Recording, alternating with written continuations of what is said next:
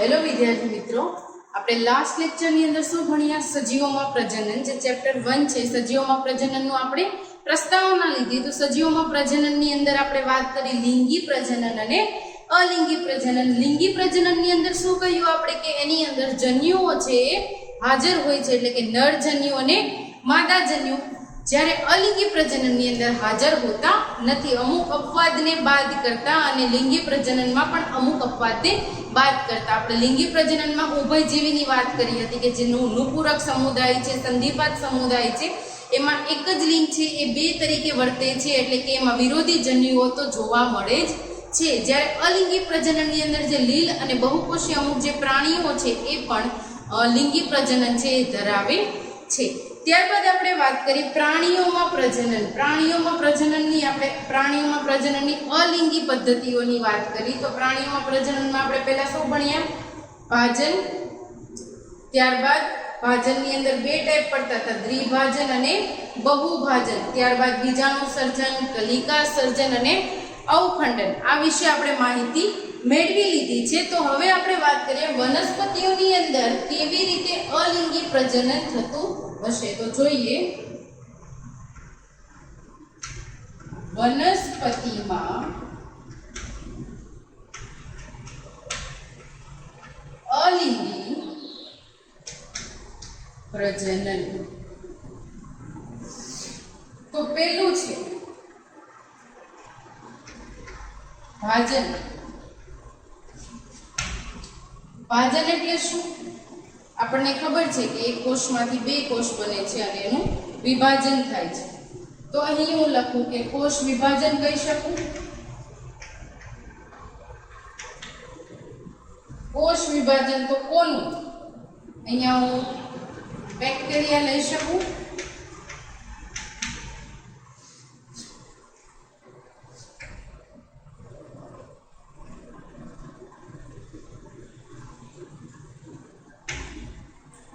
આ બેક્ટેરિયાનું કોષ વિભાજન થાય છે.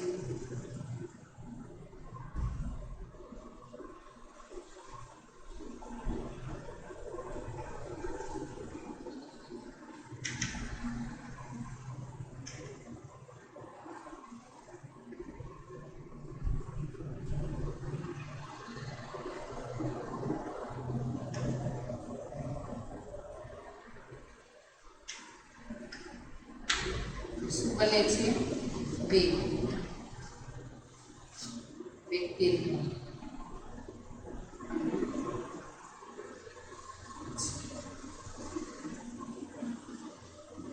અહીં શું થયું?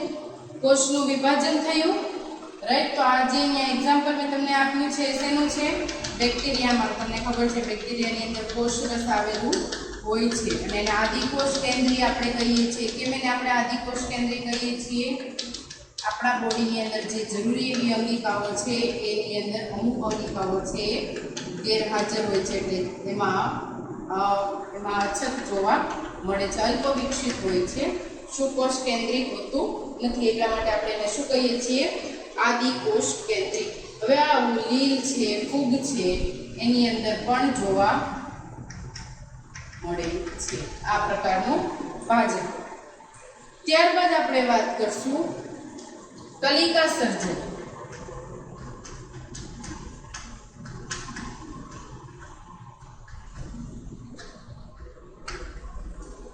કલિકા સર્જનની જો હું વાત કરું તો આપણે લાસ્ટ લેક્ચરની અંદર આપણે કલિકા સર્જનની અંદર શું ભણ્યા હતા એ તમને યાદ હોવું જોઈએ. પ્રાણીઓમાં કેવી રીતે કલિકા સર્જન થાય છે. આપણે પ્રાણીઓની અંદર શું વાત કરી હતી? હાઇડ્રાની વાત કરી હતી કે સૂત્રાંગો, એના સૂત્રાંગો સાઈડમાંથી આપણે સ્ટ્રક્ચર ડ્રો કર્યું હતું અને એમાં કહ્યું હતું કે સૂત્રાંગો ત્યાંથી બહાર નીકળશે. હવે અહીંયા શું છે કે અમુક જે લીલ છે, ફૂગ છે, એ બધી લીલ અને ફૂગ છે એ શું કરશે? કલિકા સર્જન કરશે. કલિકા સર્જન એટલે બડિંગ ફોર્મેશન. એને શું કહેવાય છે? બડિંગ ફોર્મેશન.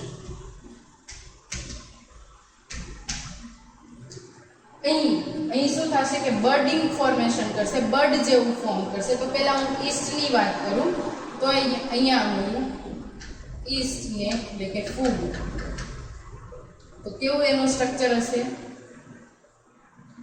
આ એક ઈસ્ટ છે, રાઈટ. હવે ઘણી બધી અહીંયા ઈસ્ટ છે એ જોવા મળે છે.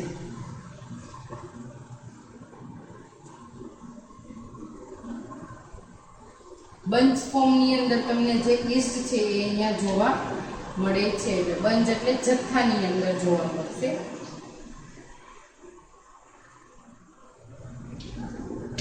આ બધી શું છે? ઈસ્ટ છે. હવે અહીંયા કલિકા સર્જન થાય છે. કલિકા સર્જન થયા બાદ એ ઈસ્ટ કેવી દેખાતી હશે?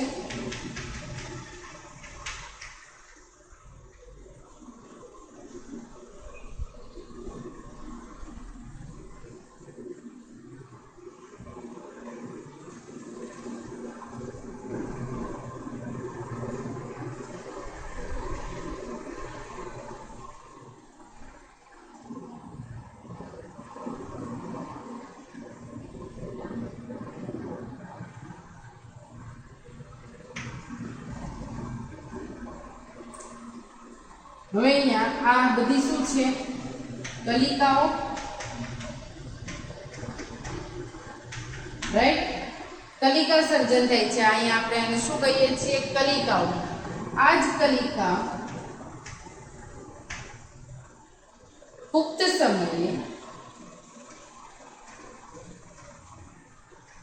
એની વૃદ્ધિ થઈ ગઈ હોય ત્યારે એ પિતૃકોષથી અલગ થઈને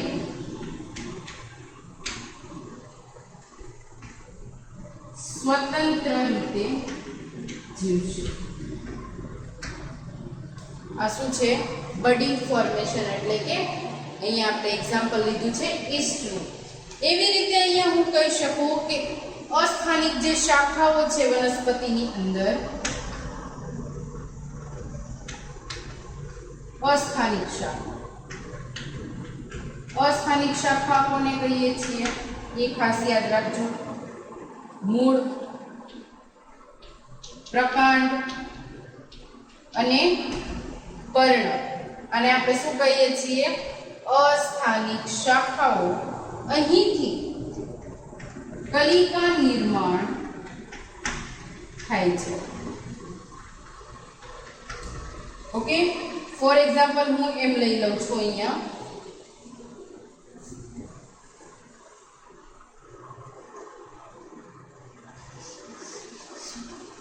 અહીંયા એક પ્લાન્ટ લઉં છું.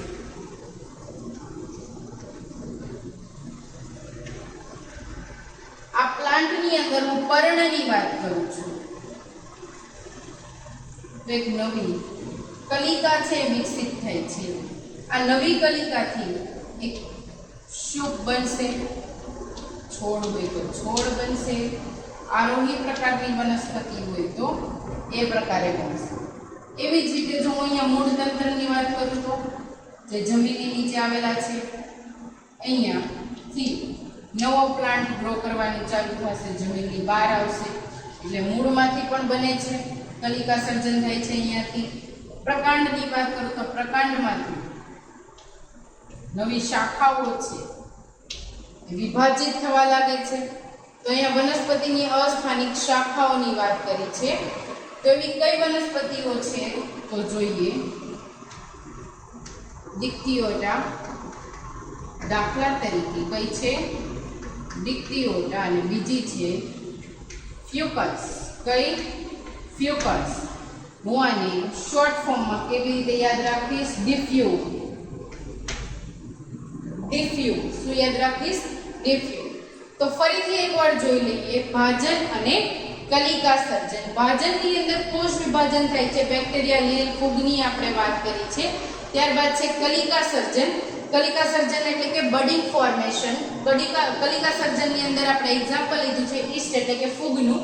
પહેલા આપણને ઈસ્ટ આવી રીતે જોવા મળે છે, પણ જ્યારે એનું કલિકા સર્જન થાય છે ત્યારે જે ઈસ્ટ છે એમાં કલિકાઓ છે એ જોવા મળશે. અને આ કલિકાઓ પુખ્ત સમયે વૃદ્ધિ પામીને એ પિતૃકોષથી અલગ થઈને પોતાનું સ્વતંત્ર જીવન કાઢશે. એવી રીતે લીલ અને ફૂગ ઘણી બધી છે એવી જોવા મળે છે જે કલિકા સર્જન કરે છે. વનસ્પતિની અંદર જે અસ્થાનિક શાખાઓ આવેલી છે, અસ્થાનિક શાખા કોને કહીએ છીએ આપણે? મૂળ, પ્રકાંડ અને પર્ણને કહીએ છીએ, એમાંથી કલિકા નિર્માણ થાય છે. તો એવી કઈ વનસ્પતિ છે? ડિપ્ટીયોટા અને ફ્યુકસ.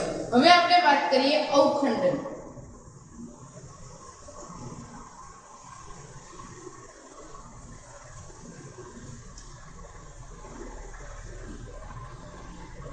ત્રીજું અવખંડન.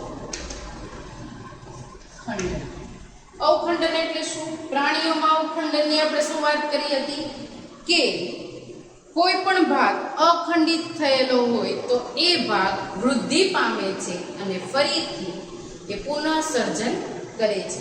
તો અવખંડનની વ્યાખ્યા વનસ્પતિની અંદર પણ એ જ થશે કે કોઈ પણ ભાગ વનસ્પતિનો, ખાસ યાદ રાખજો, અખંડિત થયેલો હોય તો તે વૃદ્ધિ પામશે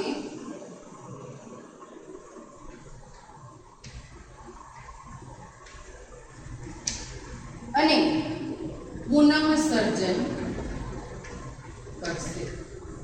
ઓકે, વૃદ્ધિ પામે છે અને પોતે શું કરે છે? પુનઃસર્જન કરે છે. અમુક જે લીલ છે અને અમુક જે ફૂગ છે, ફૂગની અંદર કવક ઝાડ છે એ તમને જોવા મળશે. આ કવક ઝાડ આખામાં ફેલાયેલું હોય છે. તો એ કવક ઝાડ, ફોર એક્ઝામ્પલ કે અહીંયા હું કોઈ ફૂગ લઉં છું, પોતાના કવક ઝાડ આવી રીતે ફેલાયેલા રાખશે. તો અહીંયાથી જો કવક ઝાડ તૂટી જાય તો એ ફરીથી નવું કવક ઝાડ છે બનાવશે અને વૃદ્ધિ પામશે અને પોતાનો જે એરિયા છે એ વધારતું જ જશે.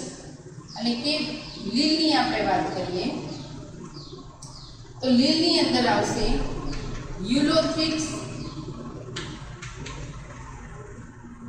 બીજી છે ઉડગોનિયમ,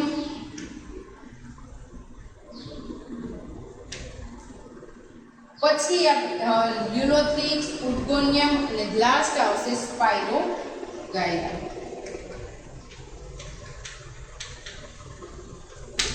અહીંયા તમે બીજે એક લીલનું પણ એક્ઝામ્પલ લઈ શકો, જે છે જીગનીમાં. આ બધી લીલ છે એનું અવખંડન થાય છે અને ફરીથી એ ભાગો છે વૃદ્ધિ પામે છે, કવક ઝાડ છે નવા બનાવે છે અને ફરીથી પુનઃસર્જન કરીને સ્વતંત્ર રીતે પોતાનું જીવન છે એને ગાળશે. ત્યારબાદ હવે વાત કરીએ બીજાણુ સર્જનની.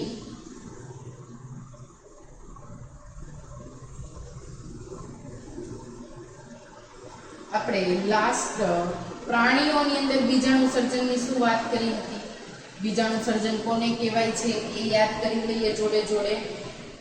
પ્રાણીઓમાં આપણે બીજાણુ સર્જન કોને કીધું? તો અમીબાની વાત કરી હતી કે અમીબા પોતાના ખોટા પગોને અંદર વાળી લેશે, ગોળાકાર સ્ટ્રક્ચર બનાવશે. આ ગોળાકાર સ્ટ્રક્ચરની આજુબાજુ કોષ્ટિક આવરણ ઊભું થશે. ત્રિસ્તરીય જે આવરણ છે એ આવરણની અંદર એ પોતે બહુભાજન કરાવશે અને એક કોષી અમીબા છે એને બનાવશે અને ફૂટપાથકીય બીજાણુ છે એ તૂટશે, એટલે કે જે કોષ્ઠિત આવરણ છે એ તૂટશે અને જે અમીબા છે એ બહાર નીકળશે અને પોતાનું સ્વતંત્ર જીવન ગાળશે. એ વાત આપણે ત્યાં કરી હતી. તો હવે અહીંયા વનસ્પતિની અંદર બીજાણુ સર્જનની આપણે વાત કરીએ તો ચોથું છે બીજાણુ સર્જન.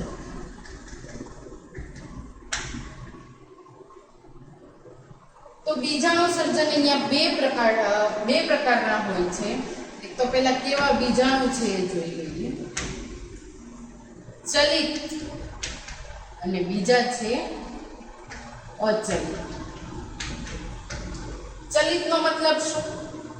એ સ્થિર નહીં, એ ચાલી શકતા હશે, એક જગ્યાએથી બીજી જગ્યાએ જઈ શકતા હશે અને આપણે શું કહીએ છીએ? ચલિત કહીએ છીએ. અચલિતનો મતલબ શું? કે એ ત્યાં ને ત્યાં સ્થાયી હશે, ચાલી શકતા નહીં હોય, એક જગ્યાએથી બીજી જગ્યાએ નહીં જઈ શકતા હોય. તો આ અસ્થાયી કહી શકું, અચલિતને હું સ્થાયી કહી શકું. આ ચલિત છે એટલે કશાધારી હશે, અચલિત છે એટલે કશા વિહીન હશે. ઓકે, ચલિત અને અચલિત ની અંદર કશા ચલ બીજાણુ છે એ કશા ધારી છે, અચલિત છે, કશા વિહીન છે. આની અંદર ઝૂસ્પોર, સ્પોર એટલે બીજાણુ સર્જાશે, જ્યારે અચલિતની અંદર ઝૂસ્પોર છે એ સર્જાશે નહીં, એટલે કે શુષ્કતા વાળા કણી બીજાણુ છે આપણને જોવા મળશે. કેવા બીજાણુ? કણી બીજાણુ. ત્યારબાદ આની અંદર એક્ઝામ્પલમાં આપણે જલીય ફૂગ લઈ શકો, લીલ લઈ શકો. અહીંયા હું એક્ઝામ્પલ લઉં તો ફૂગના પેનિસિલિયમ,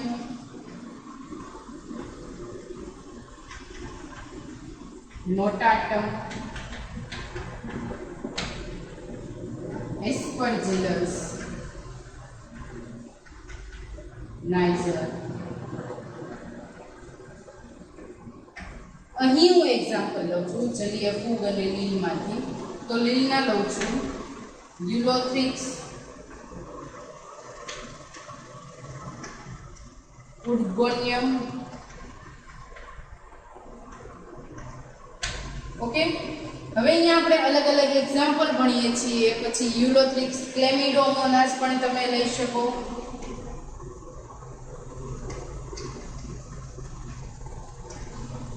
સ્ટ્રક્ચર કેવું હશે આનું એ એકવાર જોઈ લઈએ.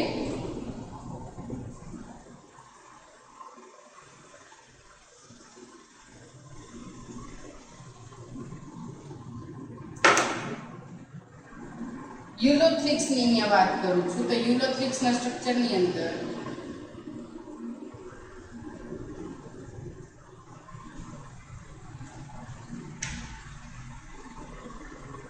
કશા જોવા મળશે. આ જે ભાગ દેખાય છે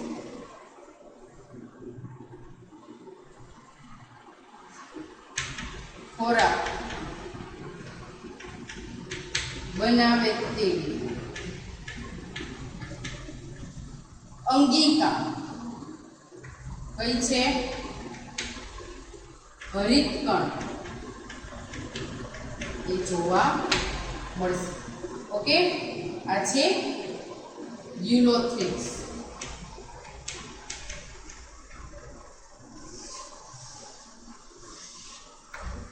હવે આપણે વાત કરીએ ક્લેમિડોમોનાસ.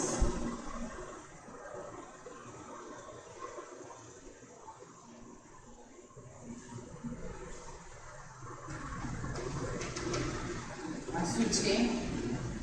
ક્લેમિડોમોનાસ. કશા ક્યાં છે? યલોથી હું ડ્રો કરું છું.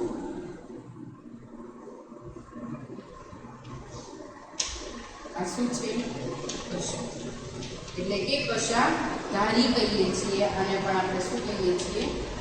કશા. રાઈટ. ત્યારબાદ આપણે વાત કરીએ પેનિસિલિયમ નોટાટમ.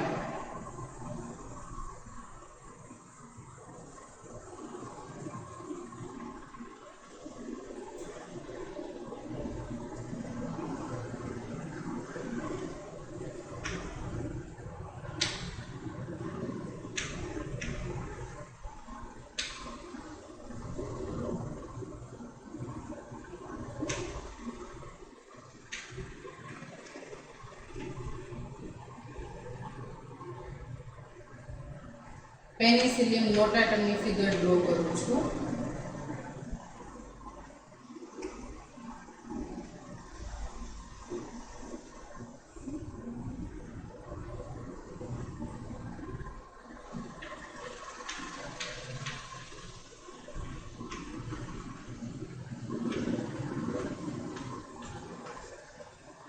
તમે એને કણીધારી કહી શકો.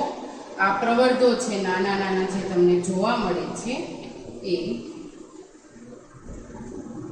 પેનિસિલિયમ નોટાટમ એટલે પેનિસિલિન જેમાંથી આપણને મળે છે એ.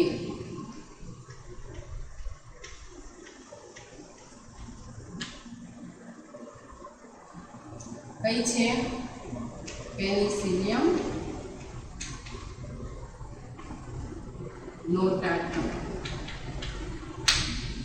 ત્યારબાદ આપણે જોઈ લઈએ એસ્પરજીલસ નાઇઝર. એસ્પરજીલસ નાઇઝર નું સ્ટ્રક્ચર કેવું હોય છે તે જોઈ લઈએ.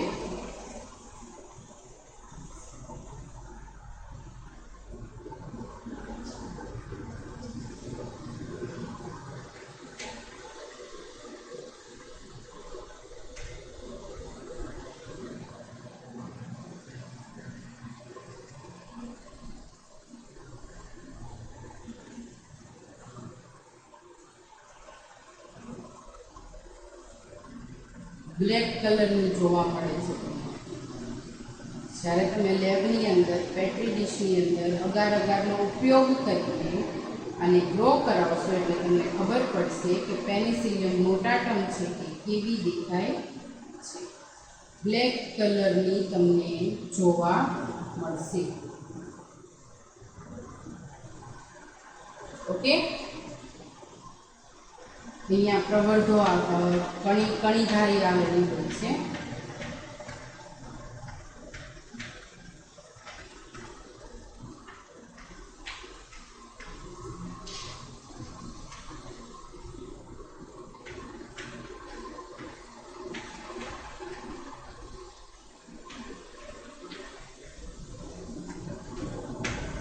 આ કઈ છે?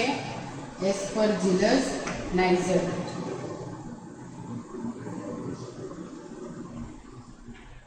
ફિગરનું નામ નિર્દેશન ખાસ કરવાનું એ ભૂલવાનું નહીં.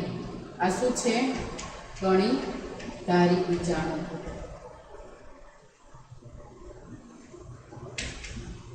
ઓકે, હવે જે તમને આ નાના નાના દેખાય છે કયા વાળા? આ અહીંયાથી લઉં છું, એક લઉં છું આ સાઈડ. આને શું કહેવાય? પ્રવર્ત. શું કહેવાય છે? પ્રવર્ત. ફિગર યાદ રાખવાની છે. આ સ્વચલિતના એક્ઝામ્પલ છે આ બધા. આ બે શું છે? અચલિત. અને અહીંયા આપણને જે જોવા મળે છે આ કોના એક્ઝામ્પલ છે? ચલિતના. બે જ વસ્તુથી ઓળખાઈ જશે, કશા. અને આમાં શું છે? કણીધારી. અને આ છે કણી વિહીન આપણને જોવા મળશે.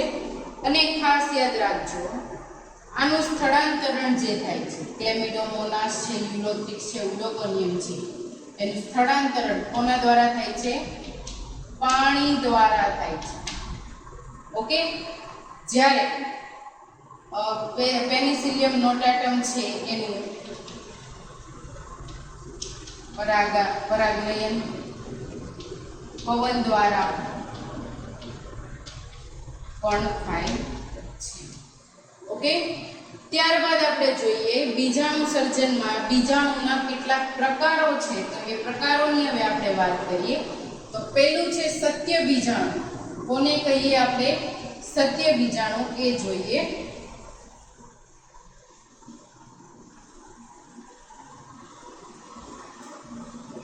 સત્ય બીજાણુ એટલે શું?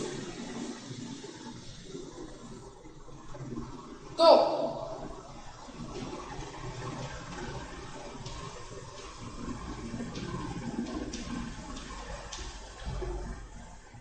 જે બીજ જનનમાંથી જે જન્યુ મળે છે, કે બીજ જન્યુ મળે છે, બીજ જનન દ્વારા ઉત્પન્ન થયેલા બીજ જન્યુને શું કહીએ છીએ? સત્ય બીજાણુ.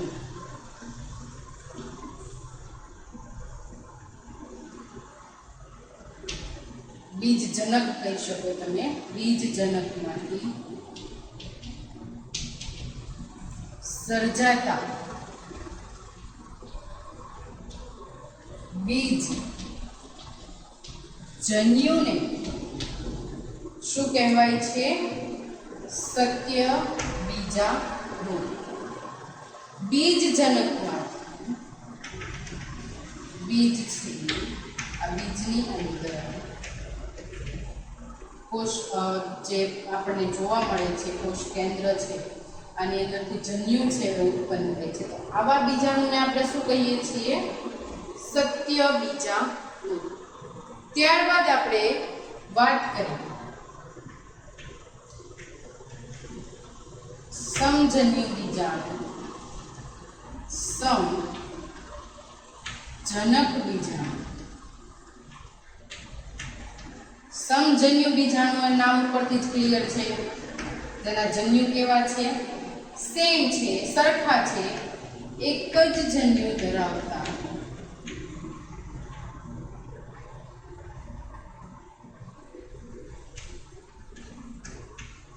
બીજાણુને શું કહીએ છીએ? સમજન્યુ, સમજનક બીજાણુ. ત્યારબાદ વિષમજન્યુ.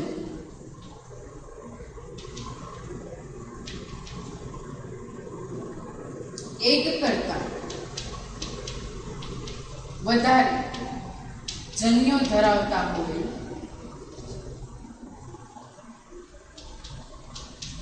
બીજાણુને શું કહેવાય? વિષમજન્યુ. હવે અહીંયા વિષમજન્યુની અંદર એક કરતા વધારે જન્યુ છે તો અમુક જન્યુ છે નાના છે, અમુક છે કે મોટા છે. તો આ જે એમાંથી જે બીજ મળશે, જે બીજાણુ મળશે, તો એ મોટા કદના નાના કદના બીજાણુ એટલે કે લઘુ કદ તમે કહી શકો, અને આ છે મોટા કદના બીજાણુ. જન્યુ વધારે છે એટલે કદ અને આકારમાં પણ ફેરફાર જોવા મળશે.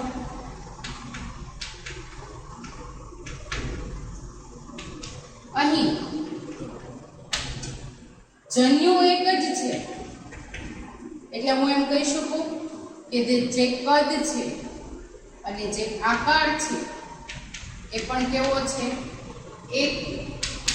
એટલે એને શું કહીએ છીએ? સમજનક. સમ એટલે સિમિલર, અને કહીએ છીએ વિષમજન્યુ. વિષમ એટલે અલગ અલગ હોય તે.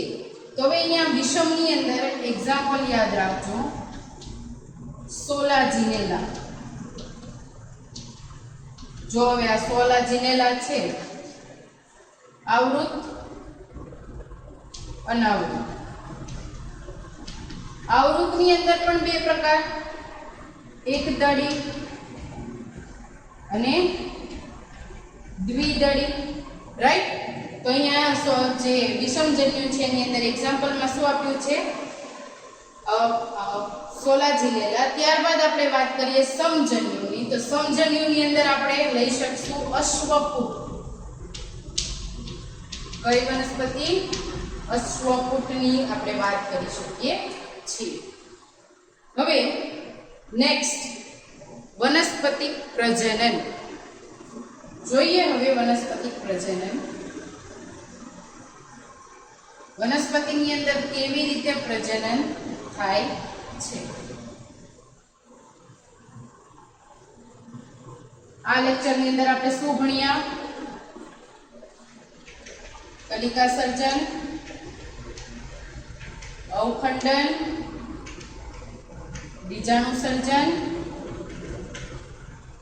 અને ભાગજન. કલિકા સર્જનનો મતલબ શું થાય? બર્ડ ફોર્મેશન થવું, એટલે કલિકાઓનું સર્જવું અને એમાંથી નવી વૃદ્ધિ થઈને એક નવો સજીવ કોષ છે એને બનાવવું.